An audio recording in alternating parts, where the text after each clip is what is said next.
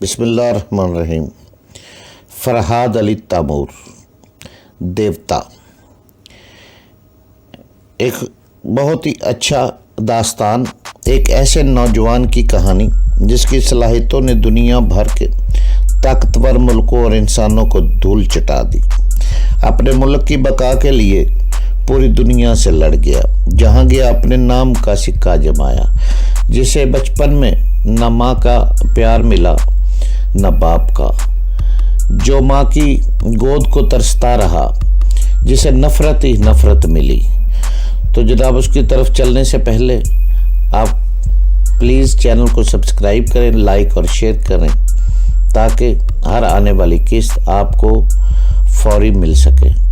دیوتا، فرحاد علی تیمور، قسط نمبر 6666۔ اتنا سمجھا کر وہ خاموش ہو گیا۔ اس کی سوچ نے بتایا کہ شیتل وہاں سے جا چکا ہے۔ میرے دماغ میں خطرے کی گھنٹی بجنے لگی۔ اب ایک ایسا شخص میری تلاش میں نکلا تھا جس کے خیالات کو میں نہیں پڑھ سکتا تھا۔ میں بالکل اندھیرے میں تھا، یہ نہیں سمجھ سکتا تھا کہ وہ اپنے کن ساتھیوں کو لے کر فرزانہ اور پپو کو تلاش کرے گا۔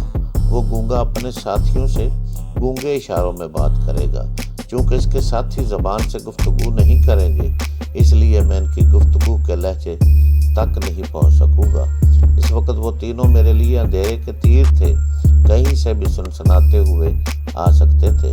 مجھ پر ایک اضطراری سی کیفیت طاری ہوگی۔ اگر یہ یقین ہو جائے کہ موت آ رہی ہے لیکن یہ پتہ نہ چلے کہ کس سمت سے آ رہی ہے، تو ایسی صورت میں بکھلاہٹ میں مبتلا ہو جانا لازمی ہے۔ میں بستر سے اٹھ کر بے چینی سے ٹہلنے لگا۔ تھوڑی دیر بعد مجھے اپنی غلطی کا احساس ہوا۔ غلطی یہ تھی کہ میں پریشانی میں الجھ کر ذہنی یکسوئی سے کام لینا بھول گیا تھا۔ میں فوراً بستر پر آ کر پلتھی مار کے بیٹھ گیا۔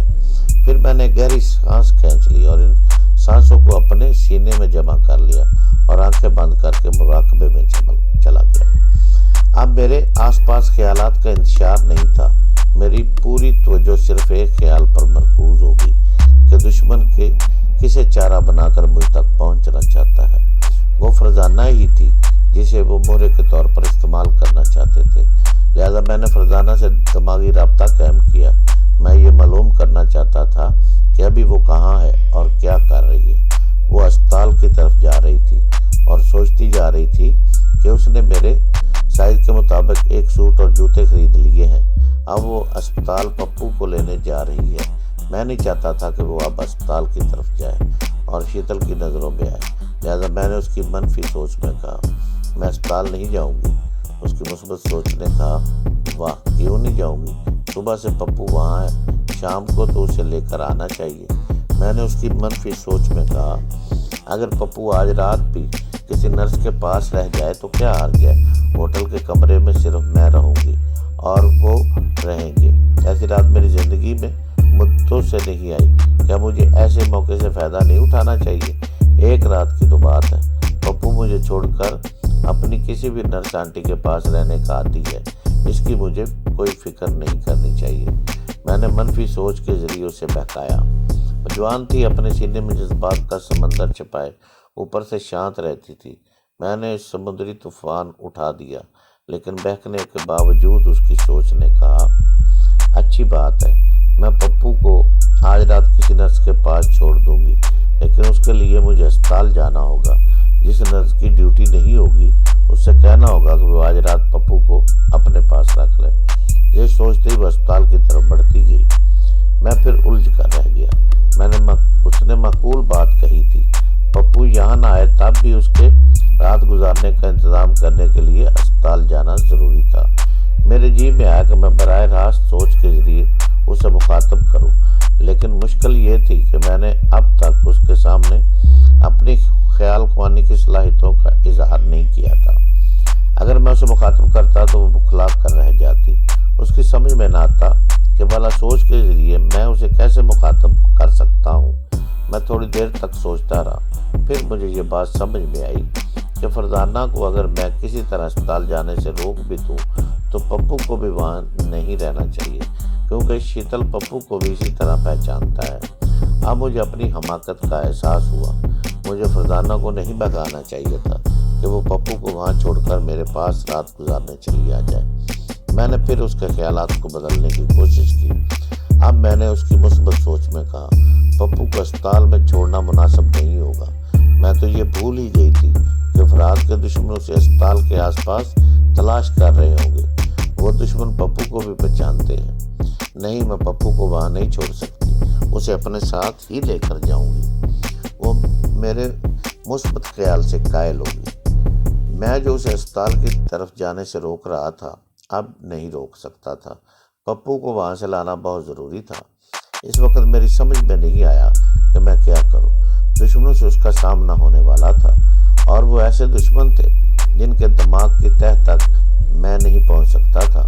اس وقت مجھے احساس ہوا کہ میں کس طرح لا علمی کے اندھیرے میں بند ہو گیا ہوں۔ اب کچھ نہیں ہو سکتا تھا۔ میں نے خود کو حالات کے رحم و کرم پر چھوڑ دیا اور وقت کا انتظار کرنے لگا۔ دیکھیں دشمن فرزانہ سے کس طرح رابطہ قائم کرتے ہیں۔ جب وہ فرزانہ کے سامنے آئیں گے تو میں فرزانہ کی سوچ کے ذریعے ان کے دماغ تک پہنچنے کی کوشش کروں گا۔ میں خاموشی سے وقت کا انتظار کرنے لگا۔ اس وقت میری یہ حالت تھی کہ اب میں اپنے ماحول کا جائزہ بھی لیتا تھا اور تھوڑی دیر بعد فرزانہ کے دماغ میں بھی جھانک کر دیکھتا تھا۔ میں ہوٹل کے اس کمرے کے دروازے اور کھڑکیوں کو دیکھ رہا تھا۔ کھڑکیوں میں جالیاں لگی تھی۔ ایک آدھا عام آدمی نے توڑ کر اندر نہیں آ سکتا تھا، لیکن شیتل کے جسم میں تو شیطانی قوتیں بھری ہوئی تھی۔ بظاہر وہ گوشت پوشت کا انسان تھا، مگر اس کے حملوں سے پتہ چلتا تھا کہ وہ گوشت پوشت کا نہیں بلکہ فولاد کا بنا ہوا ہے۔ ایک بار وہ میری خوابگاہ کے بند دروازے توڑ کر اندر چلا آیا تھا۔ وہ اس کمرے کے دروازے کو بھی توڑ سکتا تھا اور جالیوں کو کھڑکیوں سے نوچ کر پھینک سکتا تھا۔ میں نے سوچ لیا کہ میں اس انسان سے مقابلہ کرنے کے قابل ہو گیا ہوں۔ میں تنہائی میں آئینے کے سامنے کھڑے ہو کر اپنی قوتوں کو آزمانے لگا۔ میں نے یوگا کی ایک مشق کے مطابق سانس کھینچ کر اپنے سینے میں جمع کر لی اور پھر سانسیں لینا بند کر دی۔ پھر اپنی مٹھیوں کو سختی سے بھینچتے اور کھولنے لگا۔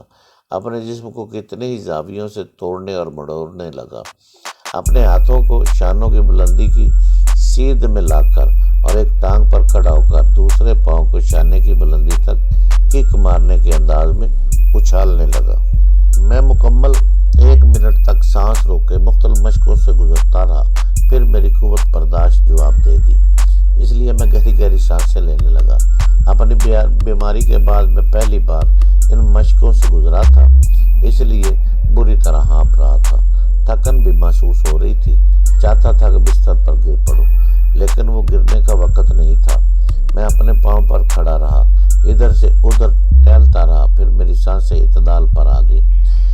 جب میں تازہ دم ہو گیا تو پھر دوبارہ سانسیں روک کر مختلف مشقوں سے گزرنے لگا۔ اس بار میں نے بستر سے تکیہ اٹھا کر اپنے سامنے سے پشت کی طرف اچھالا۔ تکیہ چھت کی طرف گیا اور واپس میری پشت کی طرف آنے لگا۔ میں نے بائیں ٹانگ اٹھا کر پشت کی جانب تکیے کو ایک کک ماری۔ تکیہ پھر اچھل کر اوپر گیا۔ اس سے پہلے کہ وہ دوبارہ نیچے آتا، میں نے پھرتی سے گھوم کر دوسری لات چلائی۔ یہ فٹ بال کی طرح نیچی ٹھوکر نہیں تھی، بلکہ کنگ فو کے اصولوں کے مطابق اپنی ٹانگوں کو اپنے شانوں کی بلندی تک اٹھانا لازمی ہوتا ہے۔ تھوڑی دیر بعد میری سانسیں ٹوٹ گئی اور میں تھک کر گہری سانسیں لینے لگا۔ ان مشقوں سے اندازہ ہو گیا کہ میں اندر سے کمزور نہیں ہوں۔ چونکہ بیماری سے اٹھا ہوں، اس لیے ہانپ جاتا ہوں اور 1 منٹ سے زیادہ سانس نہیں روک سکتا۔ مجھے اس بات کا دکھ تھا کہ اب میری سانسیں رکنے کی مدت کم ہو گئی تھی۔ اب سے پہلے میں 3 یا 4 منٹ تک سانسیں روک کر مشق کرنے کا عادی ہو چکا تھا۔ میں نے ضد پکڑ لی کہ 1-2 روز میں صبح شام مشقیں کروں گا اور اپنے سابقہ ریکارڈ سے آگے نکل جاؤں گا۔ جب میری سانسیں اعتدال پر آ گئی تو پھر میں پلنگ پر پلتھی مار کر بیٹھ گیا، آنکھیں بند کی اور مراقبے میں چلا گیا۔ میں نے دیکھا اس وقت فرزانہ ایک نرس کے کوارٹر میں بیٹھی اس سے باتیں کر رہی تھی۔ اس کے ساتھ پپو بھی تھا۔ اس وقت اس کی سہیلی روبی کمرے میں آئی اور فرزانہ کو دیکھ کر کہا، تم یہاں بیٹھی ہو؟ وہاں ہسپتال کے باہر برآمدے میں کوئی شخص تمہارے فراد کو پوچھ رہا ہے۔ جب میں نے بتایا کہ ہمارا وہ مریض پچھلی رات سے لاپتہ ہے تو وہ تمہیں پوچھنے لگا، اس لیے میں تمہیں تلاش کرتی یہاں تک آئی ہوں۔ تم جا کر اس سے ملاقات کرو، ہو سکتا ہے وہ فرات کا کوئی بہت ہی قریبی عزیز ہو۔ فرزانہ سوچنے لگی، وہ کون ہو سکتا ہے؟ اسے میرے کسی عزیز سے ملنا چاہیے یا نہیں؟ میں نے اس کی منفی سوچ میں کہا، مجھے اس سے نہیں ملنا چاہیے۔ اس کی مثبت سوچ نے کہا، کیوں نہیں ملنا چاہیے؟ آخر نقصان ہی کیا ہے؟ ہو سکتا ہے کوئی فائدہ پہنچ جائے، ہو سکتا ہے وہ بھی فرات کی پھوپھی کی طرح کوئی بڑی رقم لایا ہو۔ اگر ایسا ہوا تو وہ رقم فرات کے ہی کام آئے گی، مجھے ضرور جانا چاہیے۔ وہ اپنی جگہ سے اٹھ گئی اور روبی کے ساتھ ہسپتال کے برآمدے کی طرف جانے لگی۔ اس دوران میں نے اس کی منفی سوچ کے ذریعے کئی بار اسے روکنے کی کوشش کی، لیکن وہ یہ نہ سوچ سکی کہ واقعی میرے کسی دشمن کی طرف جا رہی ہے۔ وہ ہسپتال کے برآمدے تک پہنچ گئی۔ روبی کسی اجنبی سے کہہ رہی تھی، یہی فرزانہ ہے، آپ فرات کو جو پیغام دینا چاہتے ہیں وہ پیغام اسے دے دیں۔ یہ کہہ کر روبی چلی گئی۔ تب میں نے اس اجنبی کی آواز سنی، وہ فرزانہ سے مخاطب تھا۔ جب بھی ہم سے کوئی مخاطب ہوتا ہے تو اس کی آواز ہمارے دماغ کو چھوتی ہے اور ہمیں سمجھاتی ہے کہ وہ کیا کہہ رہا ہے۔ جب اس کی آواز فرزانہ کے دماغ تک پہنچی تو وہ آواز فرزانہ کے دماغ سے نشر ہو کر مجھ تک پہنچنے لگی۔ وہ اجنبی کہہ رہا تھا، فرات کی پھوپھی نے مجھے یہ معلوم کرنے کے لیے بھیجا ہے کہ وہ ہسپتال سے واپس آ گیا یا نہیں۔ اس کی پھوپھی اچانک بیمار پڑ گئی ہے۔ انہوں نے کہا کہ اگر فرات سے ملاقات نہ ہو تو فرزانہ نام کی ایک نرس کو میرے پاس لے آنا۔ وہ فرات کے متعلق کوئی بہت ہی ضروری بات تم سے کہنا چاہتی ہے۔ فرزانہ سوچنے لگی کہ اسے اس اجنبی کے ساتھ جانا چاہیے یا نہیں۔ اب میں اسے اس اجنبی کے ساتھ جانے سے نہیں روکنا چاہتا تھا، کیونکہ میں اس اجنبی کی آواز اور اس کے لہجے کے ذریعے اس کے دماغ میں جھانکنے کے قابل ہو گیا تھا۔ میں نے فرزانہ کی سوچ میں کہا، مجھے فرات کی پھوپھی کے پاس چلے جانا چاہیے، ہو سکتا ہے کہ فرات کے فائدے کی کوئی بات ہو، معلوم ہو جائے۔ وہ اجنبی کے ساتھ ہسپتال کے کمپاؤنڈ سے باہر جانے لگی۔ اب میں نے فرزانہ کو چھوڑ دیا اور اس اجنبی کے دماغ میں جھانکنے لگا۔ وہ فرزانہ کو کنکھی اسے دیکھتا جا رہا تھا اور سوچتا جا رہا تھا، یہ تو بلا کی حسین ہے، جوانی کیسی پھوٹی پڑی ہے، اس بار اچھا مال ملا ہے۔ اگر اس نے ہمارے سوالوں کا جواب دینے سے انکار کیا تو میں اسے عزیزتیں دینے سے پہلے اس کی جوانی سے فائدہ اٹھاؤں گا۔ انسان کی سوچ اس کی کمزوری کو ظاہر کر دیتی ہے۔ اس کی کمزوری مجھے معلوم ہوگی۔ وہ فرزانہ جیسی حسین اور جوان عورتوں کا رسیا ہے۔ وہ دونوں ایک کار کے پاس آئے۔ کار کی ڈرائیونگ سیٹ پر ایک اور شخص بیٹھا ہوا تھا۔ وہ دونوں کار کا دروازہ کھول کر پچھلی سیٹ پر بیٹھ گئے۔ جب گاڑی سٹارٹ ہو کر آگے بڑھنے لگی تو فرزانہ نے پوچھا، ہمیں کتنی دور جانا ہے؟ اجنبی نے جواب دیا، زیادہ دور نہیں، گلبرگ کے آخری سرے میں فرات کی ایک کوٹھی ہے، فرات کی پھوپھی وہاں رہتی ہے۔ اس کے بعد کار میں خاموشی چھا گئی۔ اجنبی سوچ رہا تھا، اگر اس لڑکی نے اس گونگے کے سوالوں کا معقول جواب نہ دیا تو وہ گونگا اسے اٹھا کر کہیں دوسری جگہ لے جائے گا۔ ایسی صورت میں اس خوبصورت بلا سے محروم ہو جاؤں گا۔ مجھے کوئی ایسی چال چلنی چاہیے جس سے یہ حسینہ کم از کم ایک دن میرے پاس تنہا رہ جائے اور وہ گونگا بھی اعتراض نہ کرے۔ اس گونگے کو الٹی سیدھی طرح کچھ سمجھانا کاری فی الحال ٹالنا مناسب ہوگا۔ میں اس کی سوچ کو پڑھ رہا تھا، وہ میری مرضی کے مطابق سوچ رہا تھا۔ میں بھی یہی چاہتا تھا کہ وہ گونگا تھوڑی دیر کے لیے ٹل جائے اور میں اس اجنبی تک پہنچ جاؤں۔ ابھی وہ گلبرگ کے آخری سرے تک جا رہے تھے۔ اس دوران میں جلدی سے لباس تبدیل کر کے باہر نکلنے کے لیے تیار ہو گیا۔ ہوٹل کا کمرہ لاک کرنے کے بعد باہر آ گیا۔ لان میں پہنچ کر وہاں ایک کرسی پر بیٹھتے ہی میں نے اس اجنبی سے پھر ذہنی طور پر رابطہ قائم کیا۔ اس وقت فرزانہ کار سے اتر کر کسی کوٹھی کو دیکھ رہی تھی۔ میں نے اس کی سوچ میں کہا، مجھے اس کوٹھی کا نمبر معلوم کرنا چاہیے۔ یہ سوچتے ہوئے کوٹھی کے گیٹ پر لکھا ہوا نمبر پڑھنے لگی۔ میں نے اس نمبر کو ذہن نشین کر لیا۔ اسی وقت ایک ٹیکسی ہوٹل کے آتے میں آ کر رکی۔ اس میں سے ایک شخص باہر آ کر بل ادا کرنے لگا۔ میں نے ٹیکسی کی پچھلی سیٹ پر آ کر بیٹھتے ہوئے کہا، مجھے گلبرگ لے چلو۔ میں نے اسے کوٹھی کا نمبر بھی بتا دیا۔ اس کے بعد خاموشی سے بیٹھ کر کبھی فرزانہ کی سوچ کو اور کبھی اس اجنبی کی سوچ کو پڑھنے لگتا۔